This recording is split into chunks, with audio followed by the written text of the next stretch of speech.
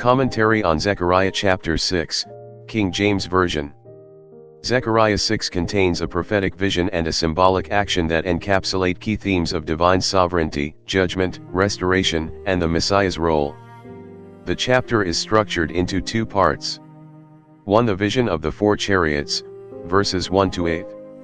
2. The crowning of Joshua, the high priest, verses 9 to 15. Verses 1 to 8. The vision of the four chariots. Zechariah sees four chariots emerging from between two mountains of brass, or bronze.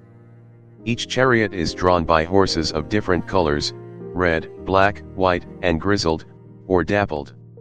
An angel explains that these represent the four spirits of the heavens, which go forth from standing before the Lord of all the earth. 1. Symbolism of the mountains. The mountains of brass likely symbolize the immovable, eternal nature of God's purposes and the unassailable strength of His judgment. Brass, or bronze, in Scripture is often associated with judgment, example the bronze serpent in Numbers 21. 2. The four chariots. The chariots symbolize divine agents sent by God to carry out His sovereign will across the earth. Their association with the four spirits of heaven suggests they are heavenly beings or forces under God's command. The differing colors of the horses likely symbolize various aspects of their mission, example war, death, peace, or judgment, similar to the imagery in Revelation 6. 3. The global scope of judgment. The chariots travel to the four cardinal directions, symbolizing God's comprehensive authority over the entire earth. The black horses go to the north country, and the white follow them, the grizzled go to the south.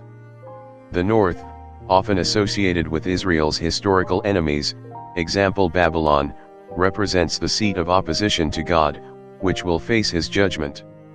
The angel declares that God's Spirit is quieted in the north country, indicating satisfaction that justice has been executed.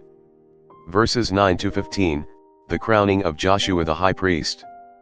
In a shift from visions to a symbolic action, Zechariah is instructed to take silver and gold from returned exiles and make crowns. These are placed on Joshua, the high priest, in a striking and prophetic act. 1. The dual role of the Messiah. Joshua's crowning foreshadows the coming of the Messiah, who will unite the offices of priest and king.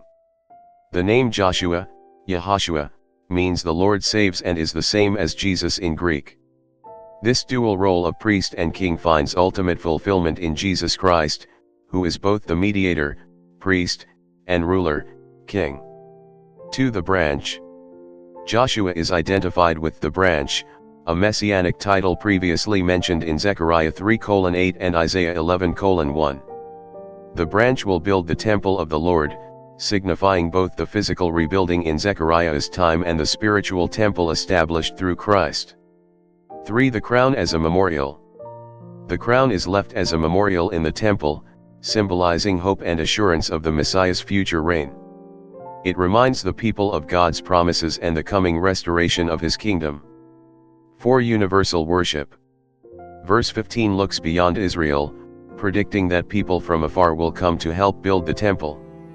This points to the inclusion of the Gentiles in God's redemptive plan and the establishment of His universal kingdom. Theological themes. 1. God's sovereignty and justice. The vision of the chariots demonstrates God's control over nations and His execution of justice. His plans are universal and unthwarted. 2. Messianic hope. The crowning of Joshua is a powerful symbol of the Messiah's dual role as priest and king, anticipating Jesus Christ. 3. Restoration and unity. The chapter emphasizes the unity of God's people and their ultimate restoration under the Messiah. It also foreshadows the inclusion of Gentiles in the worship of the one true God. 4. Encouragement in a time of rebuilding. For Zechariah's audience, returning from exile and rebuilding the temple, these visions and symbols provided hope and assurance that God was at work and that His purposes would prevail. Conclusion.